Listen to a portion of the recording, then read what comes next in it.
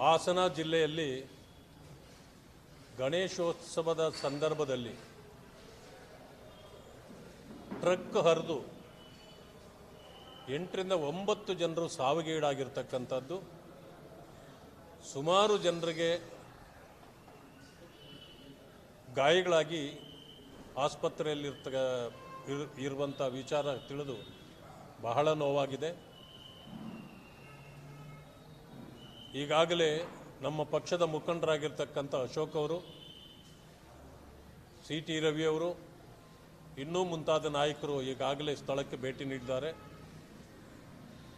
ಕಾರಣಾಂತರದಿಂದ ನಾನು ಹೋಗಲಿಕ್ಕಾಗಲಿಲ್ಲ. ಆದರೆ ದೇಶದ ಪ್ರಧಾನಮಂತ್ರಿಗಳು ಕೂಡ ಸಂತಾಪವನ್ನು ಸೂಚಿಸಿದ್ದಾರೆ ಮತ್ತು ಅವರ ನಿಧಿಯಿಂದ ಹಣವನ್ನು ಘೋಷಣೆ ಮಾಡಿದ್ದಾರೆ.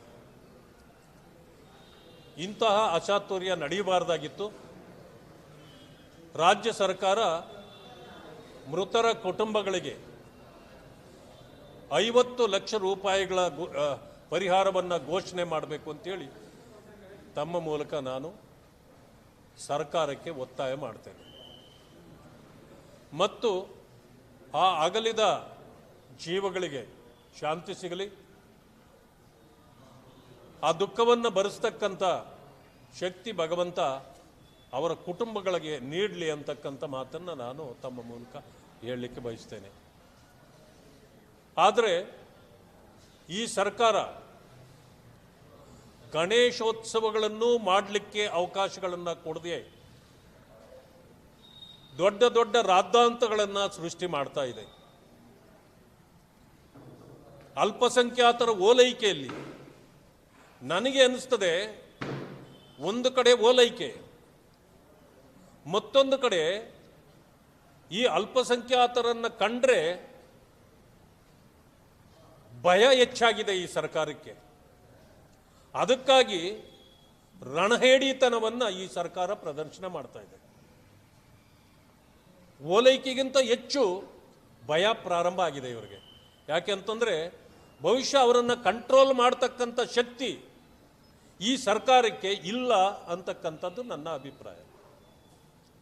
ಯಾಕೆ ಅಂತಂದರೆ ಪದ್ಧತಿಗಳಂತೆ ಗಣೇಶೋತ್ಸವಗಳು ಯಾವಾಗಲೂ ಕೂಡ ನಡ್ಕೊಂಡು ಬರ್ತಾ ಇವೆ. ಎಂದೂ ಗಲಾಟೆಗಳಿಲ್ಲ. ಯಾವ ಕಾರಣಕ್ಕೆ ಈ ಸರ್ಕಾರ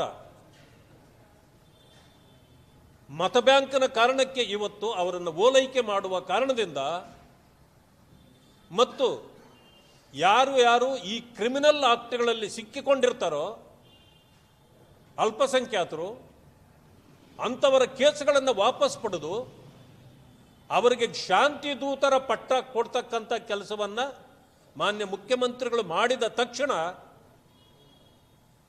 ಇಡೀ ರಾಜ್ಯದಲ್ಲಿ ನೆಮ್ಮದಿ ಕೆಡಿಸ್ತಕ್ಕಂಥ ಕೆಲಸವನ್ನು ಆ ಜನರು ಮಾಡ್ತಾ ಇದ್ದಾರೆ. ಇದು ನನ್ನ ನೇರ ಆರೋಪ ಮಾನ್ಯ ಮುಖ್ಯಮಂತ್ರಿಗಳ ಮೇಲೆ. ಇಂಥವುಗಳನ್ನು ಅವರು ತಕ್ಷಣ ನಿಲ್ಲಿಸಬೇಕು. ಸಂವಿಧಾನ ಇರ್ತಕ್ಕಂಥದ್ದು ಯಾರನ್ನೋ ಓಲೈಕೆ ಮಾಡಲಿಕ್ಕೆ ಮತ್ತು ಯಾರನ್ನೋ ತುಳಿಲಿಕ್ಕಲ್ಲ, ಸರ್ವರನ್ನೂ ಒಳ್ಳೆಯ ರೀತಿಯಲ್ಲಿ ತೆಗೆದುಕೊಂಡು ಹೋಗ್ತಕ್ಕಂಥ ಕೆಲಸವನ್ನು ಯಾವುದೇ ಸರ್ಕಾರ ಮಾಡಬೇಕು. ಆದರೆ ಈ ಸರ್ಕಾರ ಹಿಂದುತ್ವ ವಿರೋಧಿ ಸರ್ಕಾರ ಆಗಿದೆ, ಅಲ್ಪಸಂಖ್ಯಾತರ ಪರವಾಗಿ ನಿಲ್ಲುತ್ತಾ ಇದೆ. ಆದ್ದರಿಂದ ದ್ವಂದ್ವಗಳು ಪ್ರಾರಂಭ ಆಗಿದೆ, ರಾಜ್ಯದಲ್ಲಿ ನೆಮ್ಮದಿ ಹಾಳಾಗಿದೆ. ಇದು ಆಗಬಾರ್ದಾಗಿತ್ತು. ಒಂದು ಸರ್ಕಾರ ಪ್ರಜಾಪ್ರಭುತ್ವ ವ್ಯವಸ್ಥೆಯಲ್ಲಿ ಸಂವಿಧಾನದಡಿಯಲ್ಲಿ ಕೆಲಸ ಮಾಡ್ತಕ್ಕಂಥ ಯಾವುದೇ ಸರ್ಕಾರಗಳು ಕೂಡ ಇಂಥ ಕೆಟ್ಟ ನಡೆಯನ್ನು ಮಾಡಲಿಕ್ಕೆ ಸಾಧ್ಯವೇ ಇಲ್ಲ. ಇದು ಒಂದು ರೀತಿಯಲ್ಲಾದರೆ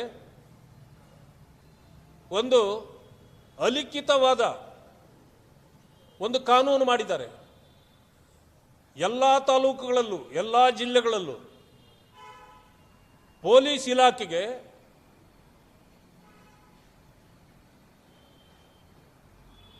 ಸುತ್ತೋಲೆ ಹೊರಡಿಸಿಲ್ಲ ಅಷ್ಟೇ, ಮಾತಿನಲ್ಲಿ ಮುಗುಮ್ಮಾಗಿ ಹೇಳಿದ್ದಾರೆ ಗಣೇಶೋತ್ಸವಕ್ಕೆ ಎಲ್ಲೂ ಅವಕಾಶ ಕೊಡಬೇಡಿ ಅಂತ.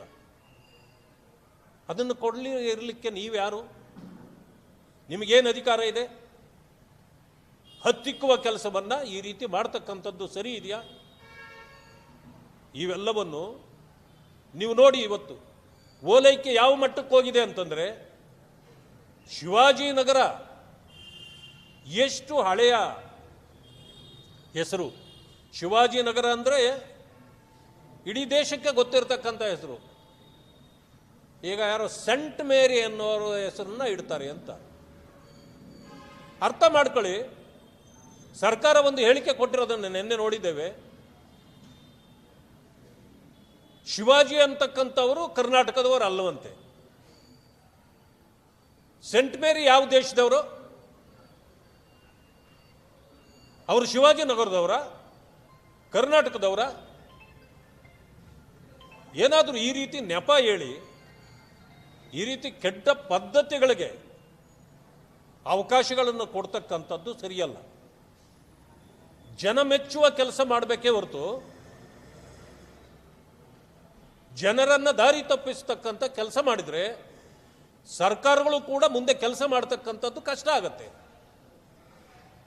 ಆ ಕಾರಣದಿಂದ ಈ ಸರ್ಕಾರ ಇವತ್ತೇನು ಕೆಟ್ಟ ದಾರಿ ತುಳಿತಾ ಇದೆ, ಅದರಿಂದ ಹೊರಬಂದು ಸಂವಿಧಾನದ ದಾರಿಯಲ್ಲಿ ನಡೆಯಬೇಕು. ಮಾತೆತ್ತಿದ್ರೆ ಬಾಬಾ ಸಾಹೇಬ್ ಅಂಬೇಡ್ಕರ್ ಅವರ ಹೆಸರು ಹೇಳೋದು, ಸಂವಿಧಾನ ನಾವೇ ಉಳಿಸ್ತೇವೆ ಅಂತ ಹೇಳೋದು. ಆದರೆ ಬಾಬಾ ಸಾಹೇಬ್ರಿಗೂ ದೋಖ, ಸಂವಿಧಾನಕ್ಕೂ ದೋಖ, ದಲಿತರಿಗೂ ದೋಖ. ಇತ್ತೀಚೆಗೆ ನಾನು ನೋಡಿದೆ, ಮುಸ್ಲಿಂ ಕಾಲೋನಿಗಳನ್ನು ಸುಮಾರು 400 ಕೋಟಿ ರೂಪಾಯಿಗಳಲ್ಲಿ ಮುಸ್ಲಿಂ ಕಾಲೋನಿಗಳನ್ನು ಸುಭದ್ರಗೊಳಿಸ್ತಕ್ಕಂಥದ್ದು, ಉತ್ತಮಗೊಳಿಸ್ತಕ್ಕಂಥ ಕೆಲಸ. ಅದೇ ದಲಿತ ಸಮುದಾಯಗಳು ಕೊಳಚೆ ಪ್ರದೇಶ ಅಂತ ಇವತ್ತಿಗೂ ಕರೆಯೋದು. ದಲಿತರು ವಾಸ ಮಾಡ್ತಕ್ಕಂಥ ಪ್ರದೇಶಗಳನ್ನು ಕೊಳಚೆ ಪ್ರದೇಶ ಅಂತ ಕರೀತಾರೆ. ಆದರೆ ಈ ಸರ್ಕಾರಕ್ಕೆ ಕೊಳಚೆ ಪ್ರದೇಶಗಳ ಬಗ್ಗೆ ಕಾಳಜಿ ಇಲ್ಲ. ಇಷ್ಟಾದರೂ ಕೂಡ ಅವರ ಬದುಕನ್ನು ಹಸನು ಮಾಡಬೇಕು ಅನ್ನೋ ಭಾವನೆ ಇವರಿಗೆ ಹುಟ್ಟಲೇ ಇಲ್ಲ. ಹೇಳೋದು ಮಾತ್ರ ವೋಟ್ ಬ್ಯಾಂಕ್ನ ಇದಕ್ಕಾಗಿ ನಾವು ದಲಿತರ ಪರ. ಆದರೆ ಈಗ ನೋಡಿದರೆ ಅಲ್ಪಸಂಖ್ಯಾತರಿಗೆ ಬಹುಮಾನ, ದಲಿತರಿಗೆ ಅವಮಾನ. ಇದು ಕಾಂಗ್ರೆಸ್ನ ನೀತಿಯಾಗಿದೆ. ಇದರ ವಿರುದ್ಧವಾಗಿ ದಲಿತರು ಸೆಟೆದು ನಿಲ್ಲಬೇಕು, ಹೋರಾಟವನ್ನು ಕೂಡ ಮಾಡಬೇಕಾಗತ್ತೆ.